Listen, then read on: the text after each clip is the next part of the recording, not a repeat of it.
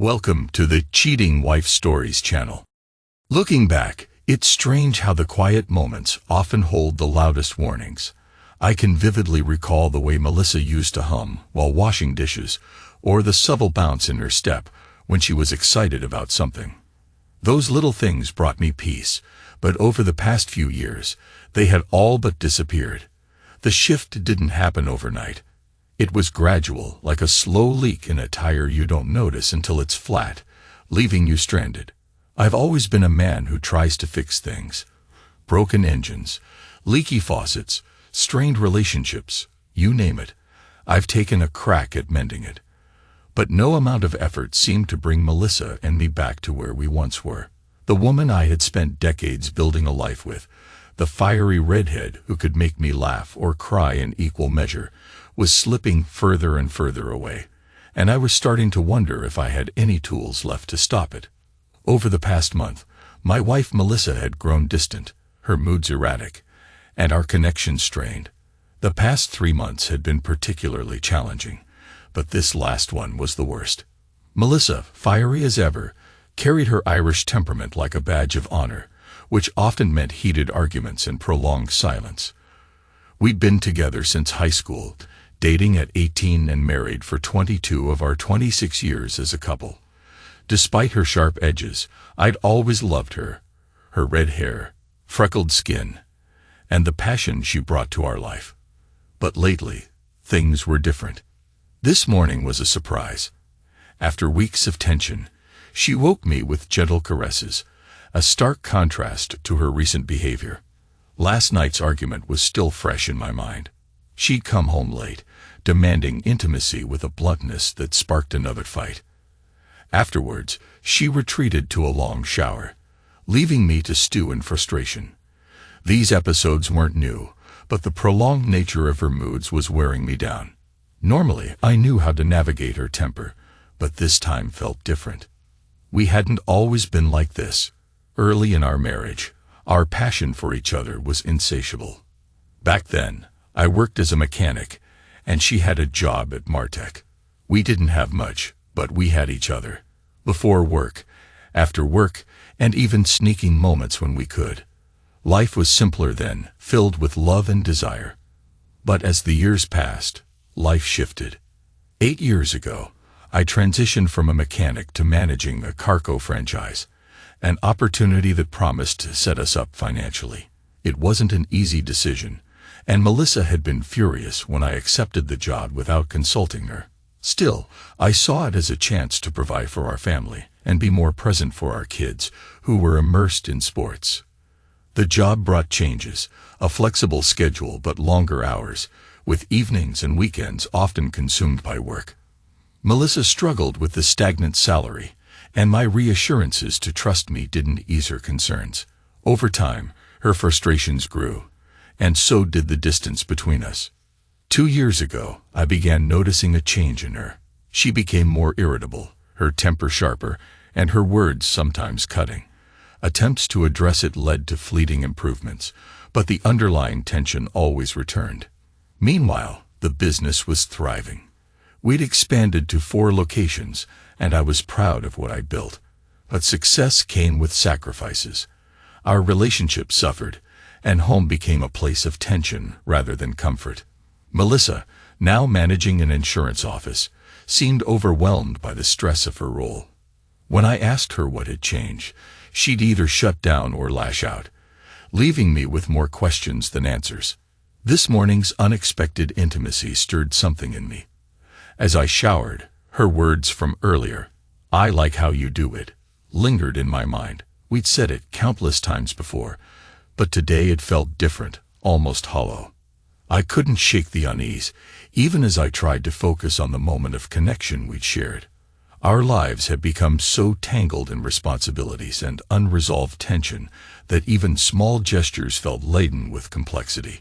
I dressed and went about my day, reflecting on the Melissa I fell in love with, and the one I lived with now.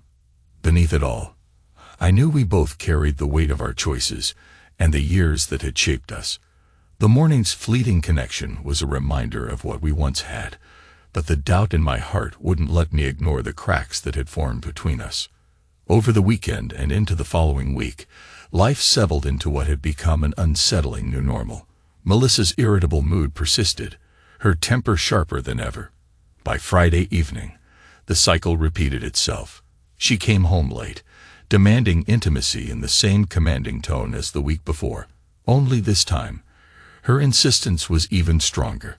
Her attitude infuriated me. When she coldly stated, "I need you to serve me," I snapped. "I'm not at your beck and call. Handle it yourself." Refusing to give in, I spent the night in our son Brad's old room, which had been vacant since he moved out months ago. The next morning, as I went to grab clothes from our bedroom, Melissa was in the shower. Her phone chimed with a text notification. By sheer chance, or perhaps fate, I noticed it. A few years ago, a phone update made it possible to preview messages without unlocking the device. Curiosity got the better of me, and I glanced at the screen. The message was from someone labeled TB and read, "Well, did he do it?" Confused and unsettled, I tried to make sense of it. Who was TB? What was it? My mind raced, piecing together the past 2 Fridays, her strange behavior, and the peculiar way she'd recently said, "I like how you do it," with an emphasis that felt almost comparative. A sick realization began to creep in. Was she trying to make me erase traces of someone else? The thought made my stomach churn violently. I rushed to the bathroom and vomited. Melissa's voice startled me. "Are you okay, honey?" she called from the shower. I glanced at her briefly, water dripping from her hair, but the sight only deepened my nausea. "Stay away. I don't want you to catch whatever this is," I insisted before retreating to Brad's room, feigning illness to avoid her. My thoughts spiraled as I lay there, replaying the past few months and even the last 2 years. Had she been unfaithful? The suspicion gnawed at me. My high school sweetheart, my wife of over 2 decades, was she no longer mine? I needed answers, but most of all, I needed proof. That afternoon, I devised a plan. I had no access to her phone or passwords, but I'd have to find a way to uncover the truth. Luck came quickly. While Melissa was in the kitchen later that day, her phone buzzed again. I glanced at it and saw another message from TV. I made a reservation for Wednesday afternoon. My heart sank. What kind of reservation? A hotel. Afternoon restaurant reservations weren't common. My gut told me this wasn't innocent. Deciding to follow her on Wednesday, I used my job's flexible schedule to my advantage.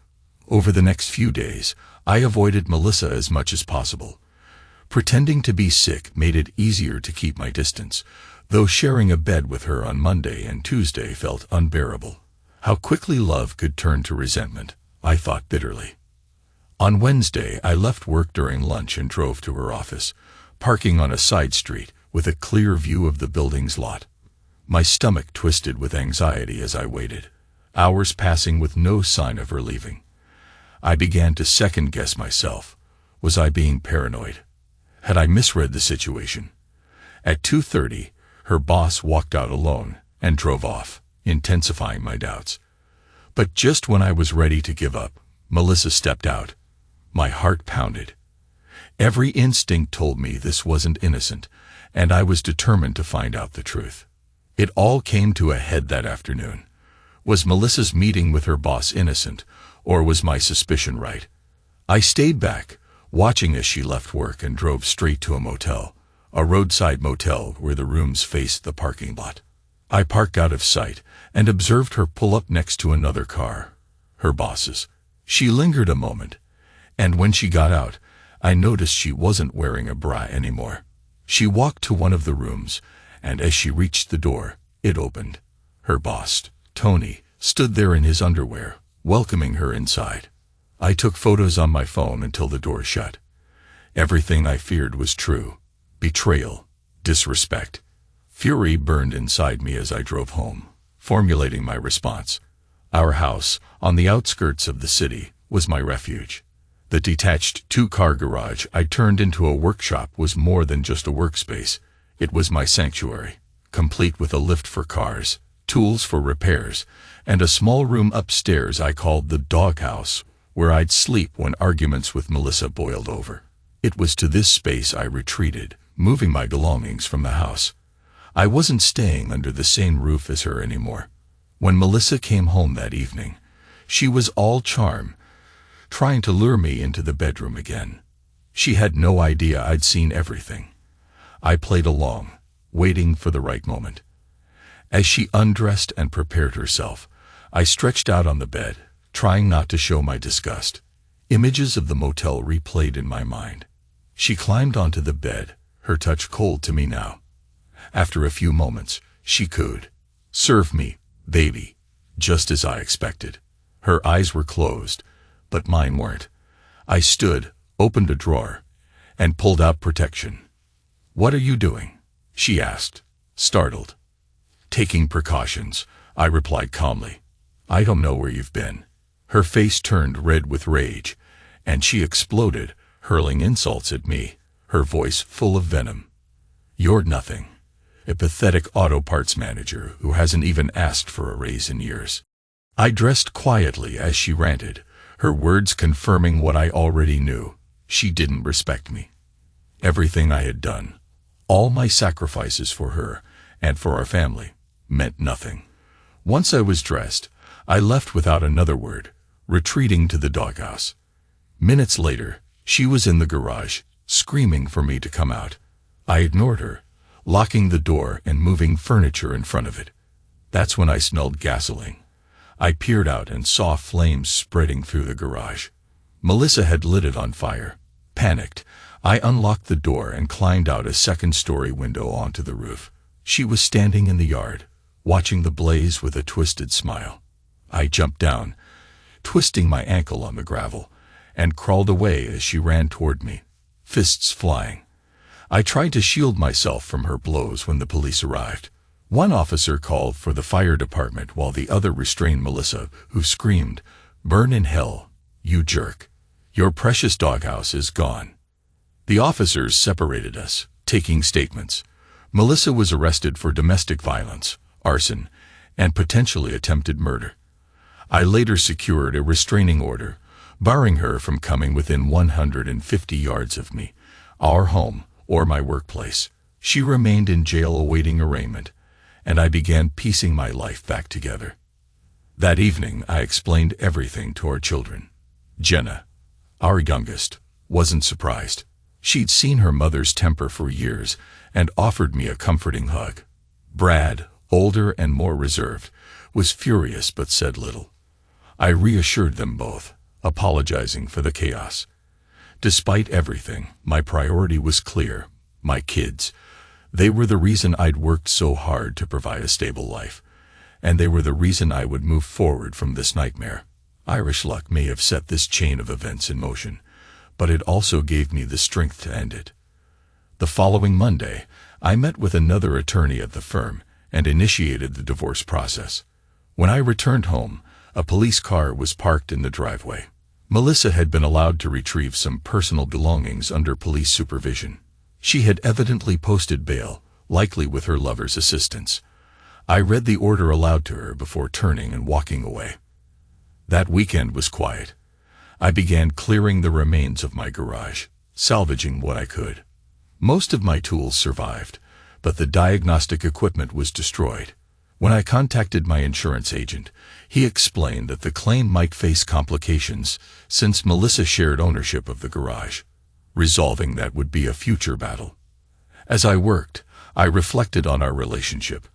Melissa had been my first love, and until now, my only one. But I was clearly not hers. Trust was everything to me, and her betrayal had demolished it.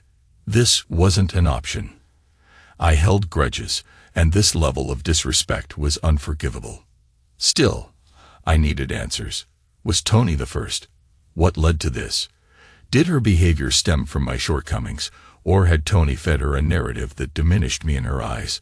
Curiosity drove me to investigate Tony Myers. A quick internet search revealed he was hired 2 years ago to oversee her company's locations, allowing the owner to retire. Coincidentally, this was around the time Melissa's demeanor changed. Tony, a divorced father of 3, lived about an hour away. His history raised more questions about how long this had been going on. Determined to learn more, I decided to contact the company's owner, a man I'd known casually over the years. He often serviced his cars at my old garage and was someone I respected. Reaching out to him went on my Monday to-do list. On Sunday evening, Melissa called, her tone surprisingly apologetic. "Darren, I'm so sorry for everything, especially the fire," she began. "So," I replied flatly. "Can I come home?" she asked. "No, I have a restraining order," I said bluntly. "I know. They told me about it when Mom and Dad bailed me out," she admitted. "Good for them," I said coldly. "I'm not interested in talking," she pleaded, claiming her actions were a mistake, a one-time lapse in judgment. When I mentioned seeing her at the motel with Tony, she fell silent before trying to deny it. I hung up, unwilling to entertain more lies. Later that evening, her father came to my door. He was a kind man I'd known for over 25 years, almost a second father to me. He appeared confused, seeking clarity. "She told me you had a fight and kicked her out," he said. "Half true," I replied, before explaining the fire and her infidelity. His face darkened with disbelief and pain. "How long?" he asked softly. "Not sure, but things have been off for 2 years. The past 3 months were unbearable," I admitted. He left, devastated. Hours later, I received a brief text from him. "I'm sorry. Melissa must have confessed." The next day, I called her company's owner. "I hate to bring this to your attention," I began, "but I thought you should know why my wife and I are divorcing." I explained her affair with Tony. The owner was disappointed but not surprised, mentioning he'd had misgivings about hiring Tony. "I'll deal with this," he assured me, "but I appreciate the heads up." I asked him not to fire Melissa, explaining how her income would impact the divorce.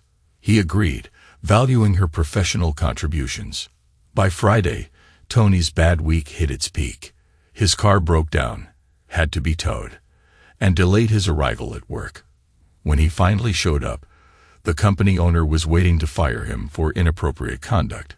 Later that day, Melissa called in a fury. "What did you do?" she snapped. "Nothing," I replied calmly. "Maybe it's time we stick to communicating through our lawyers."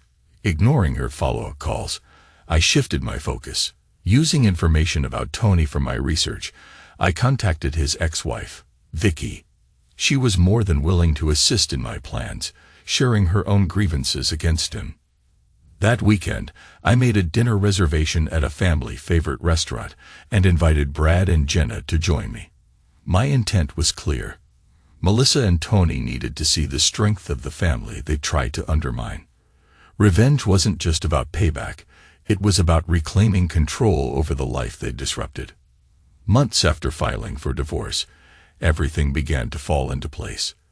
That weekend, I arranged a dinner with my children and a guest, Tony Myers' ex-wife, Vicky. We arrived early, and when Vicky joined us, I introduced her to Brad and Jenna. Their initial confusion turned to shock as I explained that she was the former wife of the man their mother had been involved with. Over dinner, Vicky shared her story of betrayal and the eventual breakdown of her marriage. She spoke candidly about forgiveness, trust, and the impossibility of rebuilding a relationship without it. Her honesty struck a chord with all of us. By the end of the evening, my children were engaged in the conversation, asking questions and sharing their observations about the changes they had noticed in their mother. After dinner, Vicky and I stayed out for a few hours, dancing and talking. While she invited me to her hotel room, I declined. As tempting as the idea of revenge through a fleeting romance was, I wasn't ready. The next morning, we met for breakfast, where a familiar waitress noticed the absence of my wife. Though I could see judgment in her eyes, Vicky and I laughed it off, knowing word would get back to Melissa.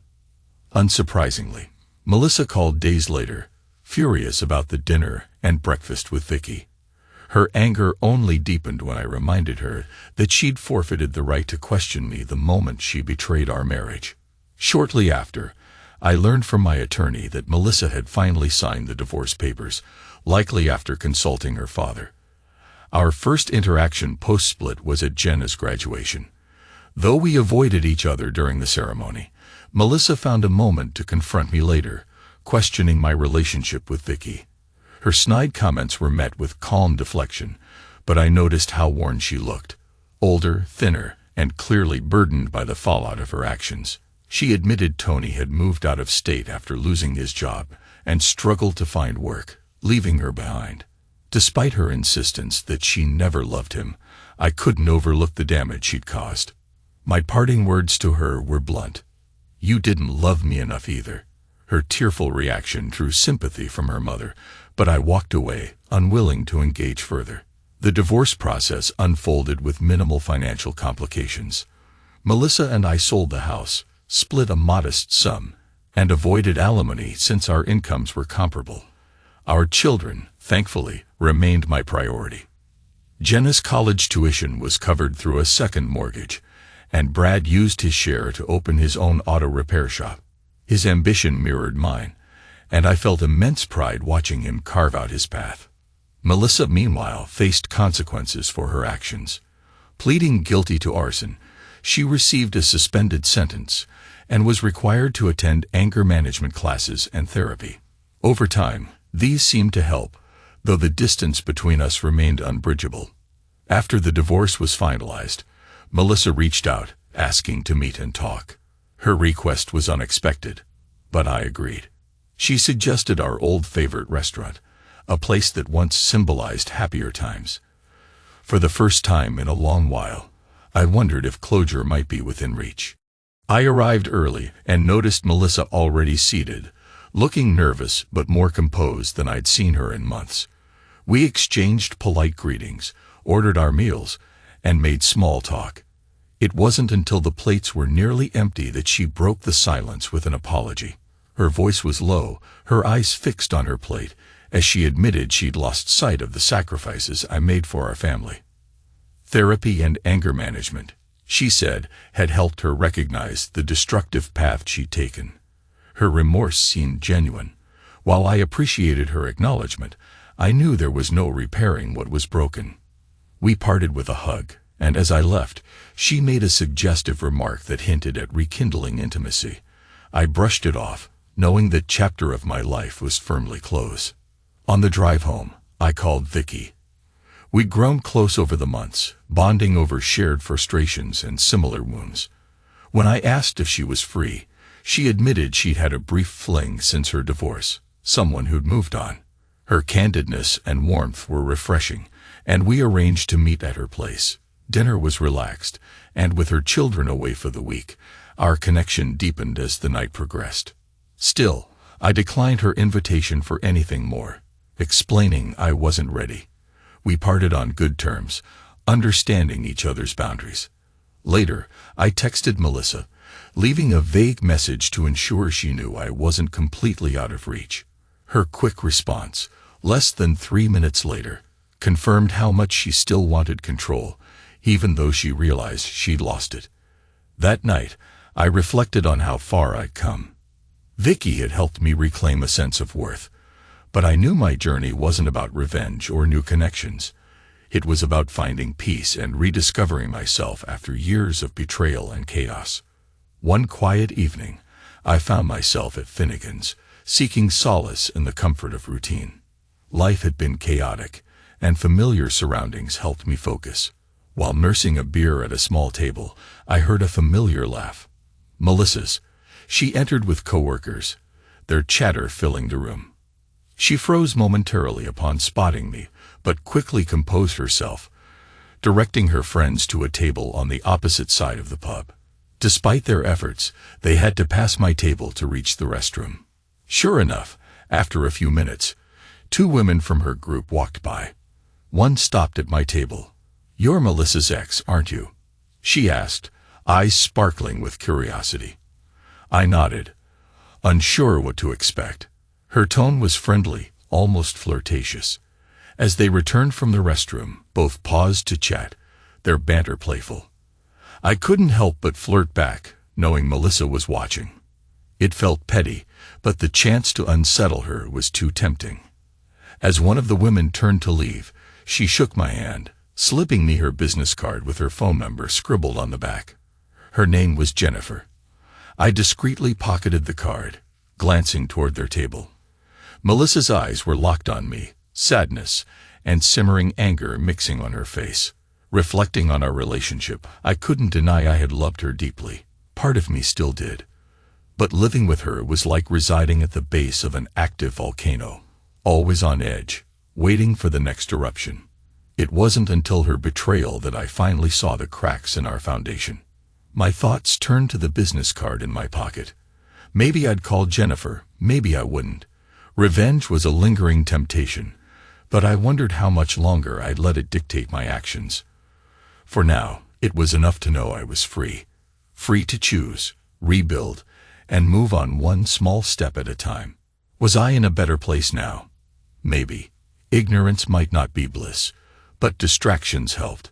Finishing my beer at Finnegan's, I left a tip on the table and walked out without glancing toward Melissa's group, unwilling to let her see the emotions brewing beneath my calm exterior. Late Saturday morning, I pulled Jennifer's card from my pocket and dialed her number. She answered with curiosity and warmth. Our conversation was brief but straightforward, leading to plans to meet that evening at the same bar. I hadn't been on a date in over 25 years, and the prospect excited and terrified me. Arriving at Finnegan's, dressed slightly sharper than necessary, I wanted Jennifer to see I was making an effort. Our conversation flowed easily, and as the evening progressed, I gathered the courage to ask why she wanted to meet me despite working with my ex. She candidly shared that Melissa had once spoken highly of me, long before her affair. Those details piqued Jennifer's curiosity. Her playful flirtation left little doubt about where the evening was headed. Back at my place, our connection deepened as we shared a passionate night. Her praise afterward echoed a familiar phrase. "I like how you do it." Though it stroked my ego, it also dredged up memories of Melissa. Sunday morning we stayed in bed lazily, followed by lunch at a local restaurant. Before parting, Jennifer made me promise to call her again. I readily agreed. On my way home, I discovered another surprise. A note from the waitress at Finnegan's tucked into the bar receipt with her number. It seemed I had stumbled into a new reality where dating worked differently, and I wasn't sure if I could keep up. By Monday, I found myself back at Finnegan's, chatting with Linda, the waitress. Her warm demeanor and quick wit intrigued me. We made plans for her day off. The same day, another call came in. Paige, one of the women who had briefly stopped at my table with Jennifer, reached out. After hearing from Jennifer about our weekend, she decided to ask me out herself. I agreed, wondering how long this unexpected wave of attention would last. The week unfolded in a whirlwind of dates. Wednesday with Linda was delightful, and Saturday with Paige proved just as thrilling. Each woman offered something unique, and though I wasn't looking for anything serious, their companionship boosted my confidence. By the time Vicky invited me over for dinner on Sunday, I was genuinely enjoying the new freedom of single life. Of course, it wasn't long before Melissa caught wind of my escapades. On Monday evening, she called, her tone laced with irritation, as she demanded to know why I was dating younger women from her office. Her frustration amused me, especially when she admitted coworkers whispered behind her back, calling her a fool for letting me go. I reminded her calmly that we were no longer married, and I could date whomever I chose. Though her protests escalated, I refused to argue. I assured her I wasn't dating anyone out of spite, though I acknowledged any discomfort it caused her was an unintended perk. Her temper boiled over, ending in a sharp, "You're an idiot," before she hung up. Reflecting on that conversation, I realized that for the first time in years, I was in control of my life. Whether these new connections led anywhere or not, I was determined to enjoy the journey and leave the past behind. Life took a surprising turn. My days were filled with fleeting moments of pleasure, yet my thoughts often drifted back to everything I'd lost. One Wednesday evening with Linda reminded me how much my ego thrived on attention from women. Each encounter felt like a small victory over the scars left by Melissa. Then on Thursday, Melissa called again, her tone accusatory, as she brought up my connection with Linda. I kept my responses measured, reminding her she'd once criticized me for dating younger women, so perhaps Linda was more suitable. Her irritation softened into a regretful tone as she admitted, "I'll just tell them I was stupid," and hung up. The conversation left me reflecting on our marriage. Something had shifted in Melissa when Tony entered her life, or maybe even before. Her confession of regret stirred mixed emotions, part satisfaction, part sadness for what once was, but I knew too well the damage was irreparable. Feeling burdened by those thoughts, I decided to head to the store. With a case of Shinerbach in hand, I was ready to drown my sorrows when my phone rang. It was Jennifer, offering to come over. I agreed, and soon we were sharing drinks, laughter, and intimacy. Her praise afterward, so familiar yet gratifying, was another boost to my bruised self-esteem. As she left, she smiled playfully. "Anytime," she said. Over the next year, my circle of friends with benefits expanded. Jennifer, Paige, Vicky, and Linda. I found myself enjoying the variety. Each woman taught me more about how to please them, and their praise fed my confidence. Melissa lashed out initially, calling me a hoe, but her insults carried no sting. I enjoyed my freedom and the company of women who appreciated what I brought to the table. The words that started it all, "I like how you do it," became a common refrain, a reminder of how far I'd come from the broken man I once was. Eventually, Melissa's anger faded, replaced by curiosity. One evening at Finnegan's, she approached me and suggested we rekindle things for old time's sake. Her proposition held no appeal. I explained gently that what we once shared had been rooted in love, but now it would only be about convenience. She nodded sadly and returned to her table, leaving me with a sense of closure. The day I had worked toward for years finally arrived. The Carco franchise was mine. The previous owner stayed true to his word and offered me a generous deal, though it still required a significant loan.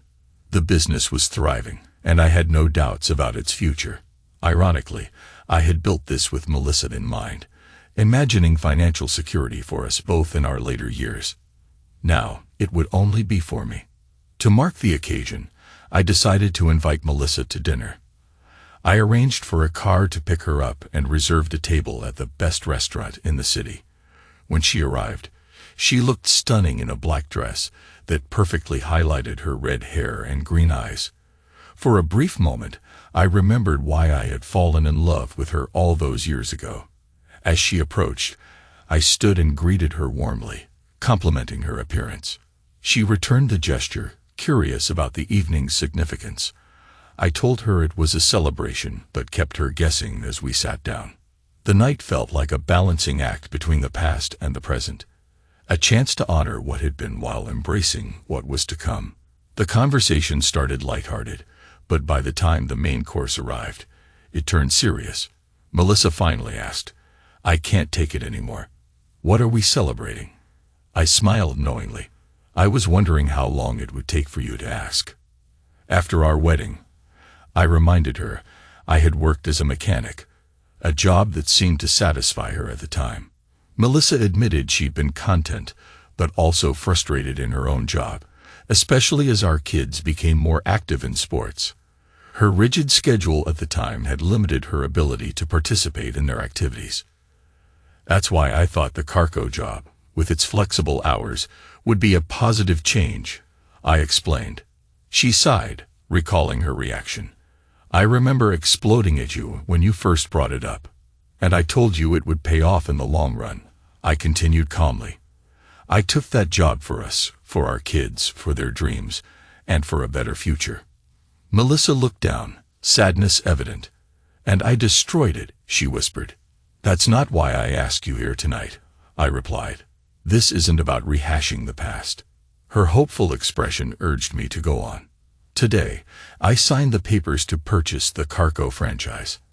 I now own 4 stores." Her face showed a mix of shock and disbelief, and I reassured her, explaining how the business would provide financial stability for years to come and create a legacy for our children and grandkids. The pride in my voice was unmistakable. Melissa's expression shifted to deep regret. Tears welled as she confessed, "Tony told me you were a failure. No ambition, no goals, no future." I believed him. And because of that, I lost respect for you and us. It became easy to say yes to him when he promised me something better. I ruined everything. Her voice broke as she apologized, tears falling freely. You were a great husband, an incredible father, and the best lover, and I threw it all away. I'm so sorry, Darren. I hope you can forgive me. Overwhelmed, she excused herself to the restroom. Watching her retreat, I felt sympathy but knew I couldn't console her. The pain of her betrayal still lingered, and reopening that door would only lead to more heartache. When Melissa returned, she looked composed but fragile. I stood, letting her know the bill was paid and offering to drive her home. The car ride was quiet, filled only with her quiet sobs. At her apartment door, she hesitated, inviting me inside. I declined, gently but firmly. We can't go back there, I said. She nodded, tears brimming, and closed the door. The following years were a whirlwind of work and fleeting relationships. My reputation seemed to spread, and I found myself enjoying a steady rotation of companionship. Though I made no promises, I ensured every encounter was safe and consensual. Melissa and I remained in contact about our children. When Brad announced his engagement to Dana West, a client at his shop, our conversations increased. Brad, ever cautious, waited to propose until his business was stable, but his connection with Dana was undeniable. On the day of their engagement party, held in a rented room at the Montgomery Hotel, I arrived early to help Brad set up. Melissa came in as we finished, still looking striking after all these years. She approached me at the punch bowl, a wistful look in her eyes. We never really got engaged, Darren, she said softly. No, I replied. But everyone knew we were together. Do you remember how you proposed to me? She asked. Of course. Some things you never forget, I said, smiling faintly. Resentment and frustration often simmered beneath the surface whenever Melissa and I were in the same room. At the engagement party, she managed to reignite those feelings, adopting a condescending tone as she suggested we remain cordial. It reminded me of our marriage, and her old behaviors surfaced, overshadowing her occasional moments of genuine regret. As the party unfolded, Brad and Dana circulated happily among guests, their excitement infectious. At one point, Dana called out for her mother. I turned and saw a striking woman in a floral sundress that accentuated her graceful figure. Her golden blonde hair and deep blue eyes made an immediate impression. Brad noticed my reaction and smirked, pulling me aside, warning me to tread lightly. He explained that Dana's mother, Annie, was deeply religious and wary of men after her husband's infidelity, making her unlikely to give me a chance. Still, Brad introduced me to Annie, and I couldn't help but admire her poise and radiant smile. As we exchanged pleasantries, Melissa appeared, inserting herself into the conversation. It was her way, always interrupting at the worst time. Recognizing the need to maintain a good impression, I stepped aside, letting Melissa and Annie talk. Throughout the party, I mingled, many guests teasing me about my reputation. Some interactions were friendly, others awkward. Melissa couldn't resist stirring chaos. At one point, she openly undermined me in front of a divorced guest, Cherise, suggesting I was promiscuous. Frustration boiling, I excused myself and led Cherise away to escape Melissa's interference. Though I had no interest in Cherise, the gesture served as a mild revenge on my ex. Later, I finally managed to speak to Annie privately. She was initially cautious, acknowledging she'd heard rumors about me. Her tone was sharp as she voiced her concern for Dana's happiness, emphasizing how faithfulness was paramount in her eyes. I reassured her of Brad's integrity, proudly pointing out his work ethic and devotion to Dana. Her demeanor softened slightly, though the wariness remained. She suggested we clear up any misconceptions, admitting her reluctance to trust men after her husband's betrayal. I explained I'd welcome the chance to talk openly.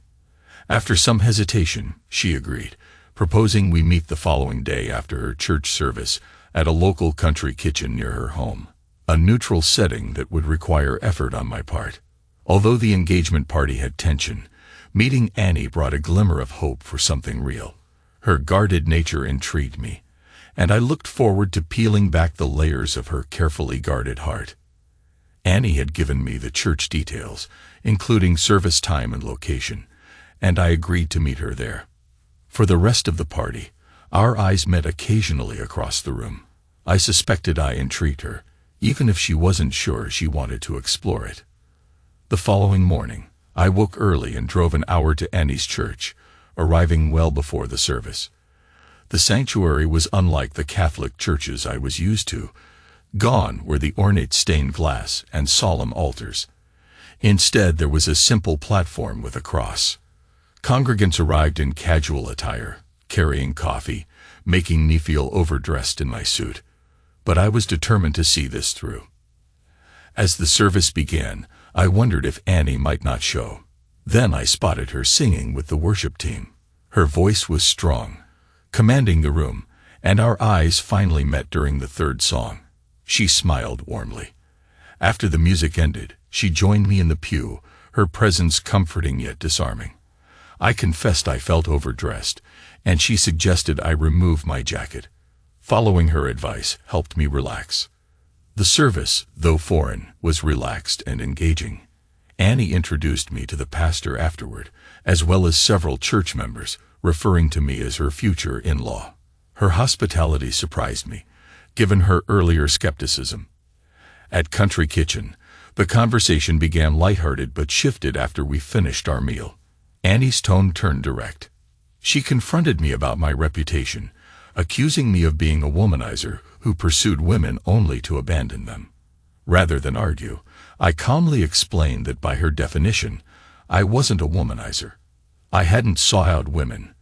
They had come to me, driven by stories Melissa spread. I told her about my marriage honestly. Melissa, whom Annie had briefly met, had been my wife for over 2 decades. Toward the end, she began an affair with her boss, Tony, treating me with disdain until I uncovered the truth and confronted her. Things escalated to a dangerous level, culminating in her setting fire to the garage. My betrayal marked the end of the marriage and the start of life as a divorced man. Women started approaching me, curious about my so-called reputation. I responded, seeking companionship after years of feeling worthless. I assured Annie that I valued these connections and tried to make each woman feel special. Though I regretted if my actions conflicted with Annie's values, I felt it was important to be truthful about who I was. Annie studied me. Where exactly do I fit into this? I paused. Annie, you're an extraordinary woman. You've endured a lot, just like I have. While I turned to meeting new people, you shut yourself off entirely after your husband's betrayal. I want to meet someone who wants monogamy, someone I can trust and build a life with. I'm still looking for that one woman I can spend forever with. She raised an eyebrow. What about Melissa? Didn't she want to reconcile? Couldn't you forgive and forget? I shook my head. Forgiveness may be possible someday, but forgetting is out of the question. Once trust is broken, the relationship is tainted. You're always on edge, where they are, who they're with. That constant doubt makes rebuilding impossible. Annie nodded thoughtfully, admitting she'd lived that scenario. Her ex had wanted to pretend it never happened, but she couldn't. The betrayal shattered her self-esteem, and she refused to risk being hurt again. I agreed, explaining that while I continued seeing women, I never allowed them close emotionally. She said she recognized that pattern in herself, staying guarded. Still, she pressed, where do I fit? I think we're both working through trust issues, I said. But I'd like to take you out, see if we can build something meaningful. She looked at me intently. And the other women. If after spending time together, we both feel this is right, I'll gladly commit to you exclusively." Her expression turned serious. She made it clear she believed in no physical intimacy until marriage. I reassured her, mentioning how Melissa and I had waited until our wedding. Annie seemed relieved. She admitted she liked me and was willing to see if we could overcome our individual baggage. Over the next 4 months, Annie and I met regularly, alternating between her place and mine. I also continued dating other women at first, but my interest in them waned. Even the compliments that once fed my ego began to feel hollow. Over dinner one evening, Annie told me she was ready to commit. Her words thrilled me, and I professed my love, though I worried it might be too soon. To my relief, she said she was falling for me too, and just needed time to process everything. That patience paid off. Our bond deepened, and I found myself the happiest I'd been in years. Then one day, Melissa called, her voice unusually cheerful.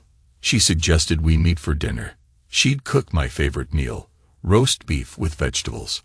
When I asked if she wanted to go out, she insisted on privacy. I agreed, bringing wine, unable to shake the feeling that she had an ulterior motive. After hanging up, I called Annie to let her know. "She's probably planning something related to the wedding," Annie suggested. "Call me later and fill me in." Her advice calmed me, but I remained wary of Melissa's intentions. At exactly 7 that evening, I arrived at Melissa's door, bracing myself. She greeted me warmly, and the conversation stayed light as we ate. Finally, she revealed why she'd invited me. She confessed that Brad's upcoming wedding reminded her of ours. She recalled the early days of our relationship, how we'd spent time together laughing endlessly. I agreed. Those were good times. She asked questions I hoped to avoid. What had gone wrong between us? Why we'd fallen apart? She mentioned overhearing Jennifer and Paige at work, reflecting on their brief encounters with me. Melissa assumed I'd grown bored of my rounds. Then she finally asked if there was any chance for us. It was painful, but I had my answer ready. Over time, I'd realized forgiveness was vital for my own peace. Calmly I said, "I forgive you." Relief washed over her face, but before she got the wrong idea, I clarified, forgiveness doesn't mean forgetting. The trust was broken, and we can't rebuild that. Tears welled in her eyes as she apologized again, insisting she regretted everything. Her voice cracked, but I couldn't give her what she wanted. Gently, I explained I was in love with someone else. She froze, struggling to speak. "Who?" "Annie," I said plainly, "Dana's mother." Her shoulders sagged as realization sank in. She knew me well enough to see I was serious. Despite our history, her hold on me was gone. The rest of the meal passed in silence. Before leaving, I thanked her for dinner and the memories we'd once shared. I wished her well, hoping she'd find love again. Driving away, I called Annie to share what had happened. She wasn't surprised, suspecting Melissa's intentions all along. I told Annie how grateful I was for her, how knowing her had changed me. For the first time, she told me she loved me. Her words filled me with hope. Brad and Dana's wedding arrived quickly, and Annie and I were inseparable throughout the celebration, dancing, laughing, and holding hands. People teased us about looking like a wedding couple ourselves. Melissa was there but left early, likely unable to endure our happiness.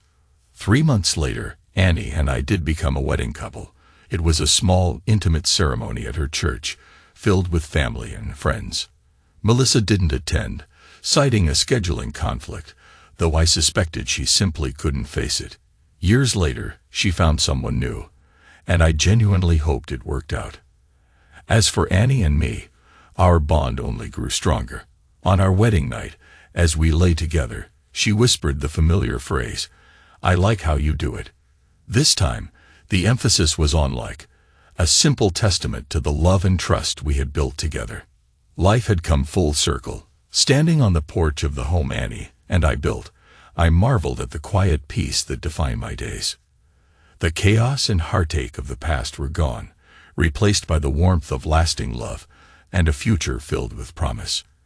Annie joined me, her golden hair glowing in the evening light. She handed me a glass of iced tea, her touch as comforting as her laughter. "You're quiet," she said. "Just thinking how lucky I am," I replied.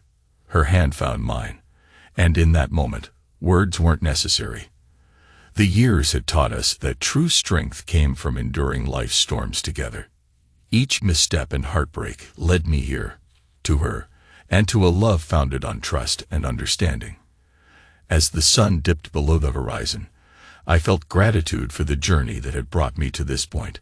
For the first time in years, the future felt like a promise, not a question, and I was ready to embrace it.